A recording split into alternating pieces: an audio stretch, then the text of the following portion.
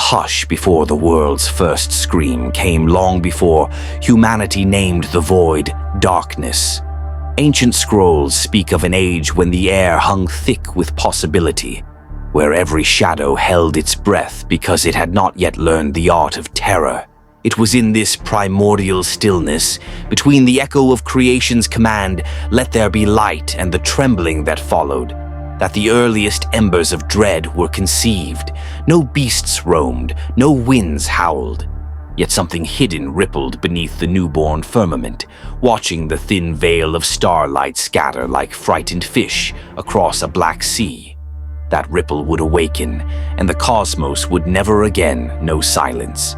Across forgotten millennia, elder civilizations etched cryptic sigils onto obsidian tablets, recording the first sightings of entities they called Makshavan, Eaters of Dawn. Though scholars debate the tablets' dating, carbon traces place them at least 12,000 years old, far predating Sumer.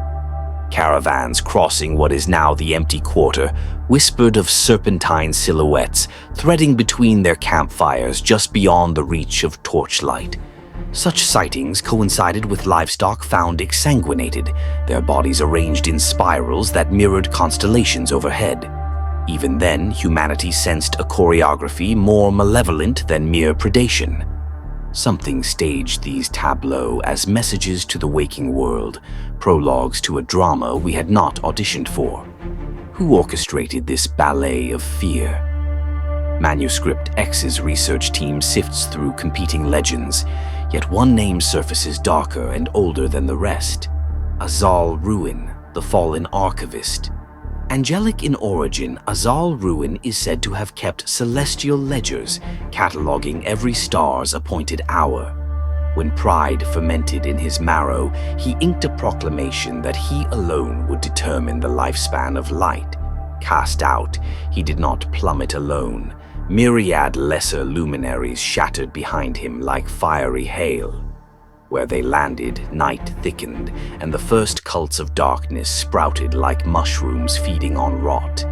Thus began the lineage of dread, an ancestral tree watered by the archivist's resentment. Why does this malignancy persist? The answer, ironically, blooms in humankind's longing for forbidden knowledge. With every tower we raise toward the heavens, Babel, Babylon, or the steel spires of our modern metropolises, we echo Azal Ruin's vanity. The spirits of darkness feed on that echo, a resonance chambered in the recesses of ambition. The more luminous our inventions, the deeper the fields of shadow they cast. And so each technological dawn inadvertently breeds a fresh litter of nocturnal fiends, hungry for the soft underbelly of progress. Our acceleration is their invitation, our enlightenment their camouflage. Biblical prophecy does not ignore this grotesque reciprocity. Isaiah 60:2 forewarns, "For behold, darkness shall cover the earth, and thick darkness the peoples." Yet the same passage promises a countercurrent of glory, hinting that the encroaching gloom is both inevitable and temporary. Manuscript X positions this duality at the heart of its investigation. Darkness surges, yet light rallies. Revelation's Apollyon, king of the abyss, stands in brazen contrast to the Lamb whose very presence dissolves night. Prophecy, then, is less a timetable and more a tug-of-war, one in which every mortal soul is both rope and spectator. In the annals of apocalyptic literature, scholars occasionally stumble upon references to Pneuma Zois, the spirit of life, as an antidote to oppressive gloom. Unlike the scattered luminaries that deserted Azal Ruin, the spirit of life does not abandon its post. It hovers, ruach-like, over chaotic waters, waiting for hearts courageous enough to inhale its purity. Some rabbinical commentators link this spirit to the breath that animated Adam, framing it as an ageless counteragent. Where the spirits of darkness suffocate, the spirit of life invigorates, turning lungs into lanterns that burn with fearless conviction.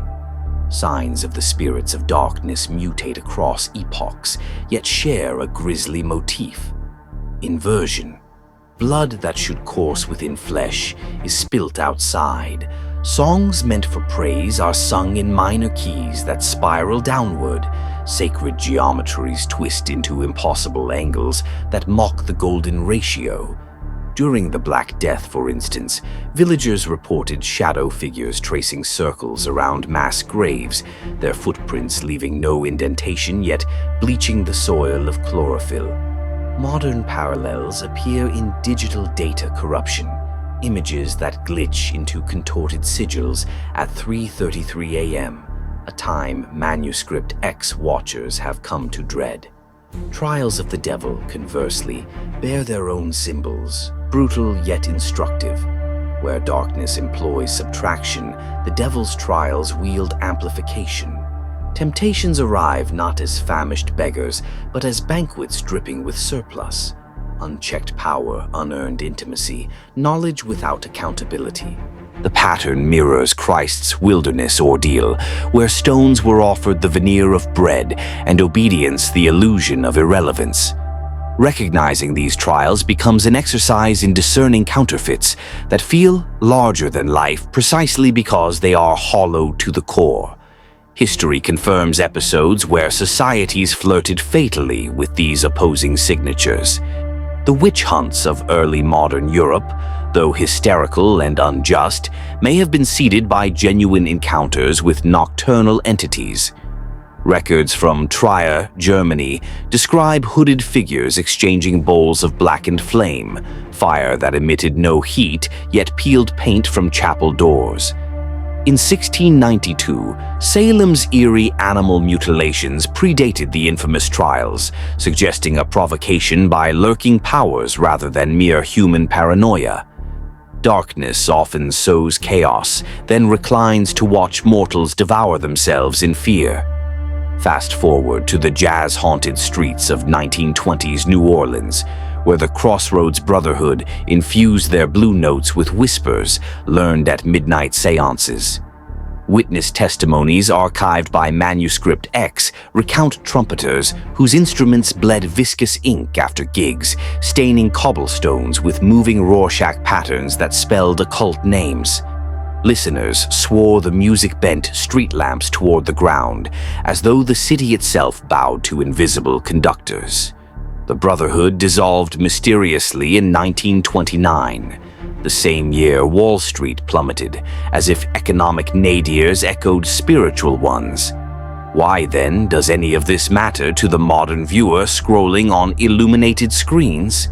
Because the algorithmic maze is today's fog-shrouded forest, and spirits of darkness have learned to code. Deepfakes that invert testimonies, viral challenges that entice self-harm, and doom-scrolling loops that siphon hope. These form the contemporary pentagram.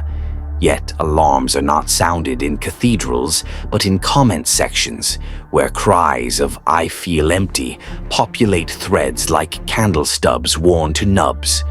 Darkness evolves, but so must our discernment. Enter Manuscript X. Our channel pledges more than narration. We offer reconnaissance. In collaboration with linguists, theologians, and cybersecurity experts, we dissect the latest manifestations of gloom, cross-referencing them with prophetic literature. Each episode will not merely report incidents, but arm you with codices of resilience. Expect on-screen breakdowns of ancient symbols juxtaposed against modern memes, exposing how the same skeletal malice wears new flesh in each generation. Yet, knowledge alone cannot save. It must be vivified by the spirit of life. Throughout this season, we will invite scholars and faith practitioners to illuminate practices that tether hearts to divine breath, be it through liturgical chant, disciplined silence, or acts of radical compassion. Viewers will learn how to transform living rooms into bastions of light, where every window becomes a watchtower and every humble prayer a volley against encircling night. Make no mistake, scares await. Audio designers have woven infrasonic rumbles that mimic the fear frequency, and animators have shaded every frame with pigments sampled from twilight skies.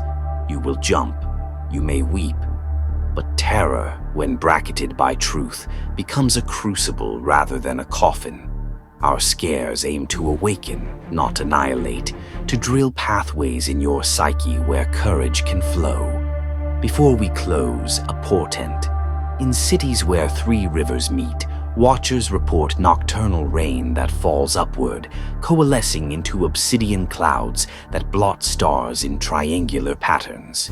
This phenomenon, observed independently on 3 continents, aligns with a 4th century Ethiopic fragment predicting the night that shall drink the heavens. Episode 2 will unpack this riddle, tracing the river's geography and the fragment's contested authorship. Consider this your cliffhanger. May the tension linger like incense that refuses to dissipate. Until then, keep beside you a candle, a question, and a verse. Light, curiosity, and scripture. These 3 form the braided cord strong enough to hoist any soul from the pit. And remember, the darker the tunnel, the dearer the glimpse of dawn.